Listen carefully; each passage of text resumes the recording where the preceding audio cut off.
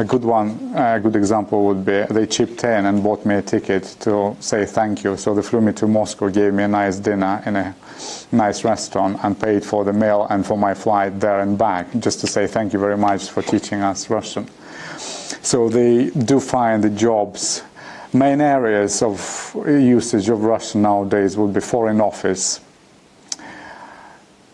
business. Some go to secret services, you know, MI5, MI6. But I'm hoping that they will be looking at Russia in a very positive way, because we do try to encourage them to understand Russia better than their parents and grandparents used to. We try to market Russian as a quite challenging but very rewarding experience. So the boys work hard, but they play hard, and they have a good time at the same time.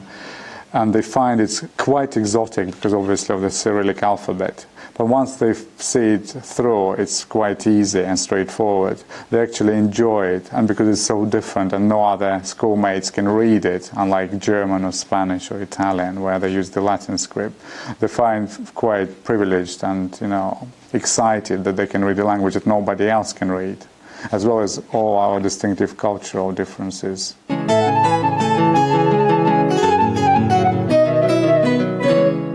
I am the first boy, I'm the first male in my family to be educated over the age of 14, let alone go to a school like Eton or go to university. And I came here on a scholarship, and Eton paid all my fees because my family didn't have the money. And that's one of the reasons in the end I chose to come back here as headmaster, is that I feel a commitment to this place because it gave me something. It actually changed my life and the expectations and the opportunities that were open to me.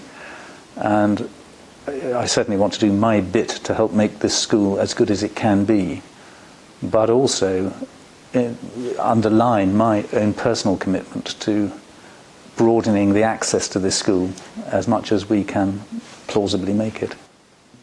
Well, it used to be the case that, if you go to Eton, you're sort of guaranteed Oxford and Cambridge, and then you're guaranteed a great job. No, it's not the case anymore. So, you have to work hard, and, you're privileged enough to come here. And then you're not necessarily guaranteed Oxford or Cambridge. You have to work, and especially now, people say that, they don't favour non-public school boys anymore, because there's a whole rant about them saying, we can't be seen to only be accepting people from public school. Public schools are funny to have because you think public as in state, but in England public school means the private schools. So they can only be seen to, take public school boys. So there was this whole thing about how even good public school boys are being pushed aside to leave room for, normal state education people who are clever, and occasionally they will rouse because people from public school were blatantly cleverer than these people from state school. And obviously, it's fair. You shouldn't discriminate state people from public school people, but you should get a right balance. So anyway, it's still hard to get into university now, especially with all that controversy.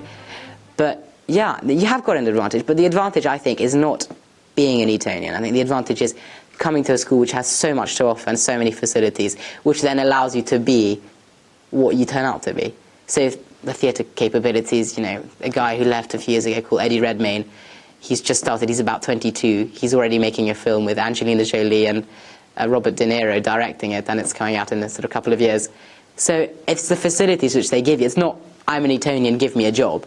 It's, I went to Eton, so I was able to do all this, and here I am, and I can do this. So they see what you can do, and they think, wow, that's amazing. And then they find out that maybe you're an Etonian.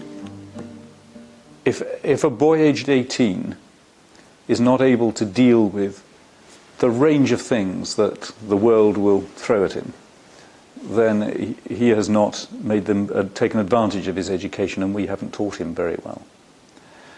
Sometimes the world outside has an image that an Etonian will behave in a certain way, will be arrogant or stuck up or full of himself, or will be disinterested in other people.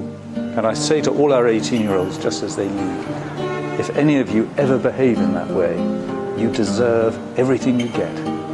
You deserve all the opprobrium, all the critical comment that you will receive, and I will have no time for you. But if you just show yourself to be the decent human being, the person concerned for society, the good citizen that the vast majority of them are, then not only will you be of use to people, but you'll be celebrated as well. And I think that having the badge of being an Etonian raises the stakes a little. People expect more of you, and they expect different things from you. You've got to be careful not to be arrogant about it, definitely. You know, a lot of people may come out of Eton being arrogant. And they definitely did, I think, before. But now I think it's changed with the sort of modern perception of things and just general valuing of hard work, I think. It's so much more... In the old days, it used to be so sort of social class and your standing in society, whereas now it's like hard work and your own effort is valued much more, which sort of pushes arrogance to the side because you just get on with things.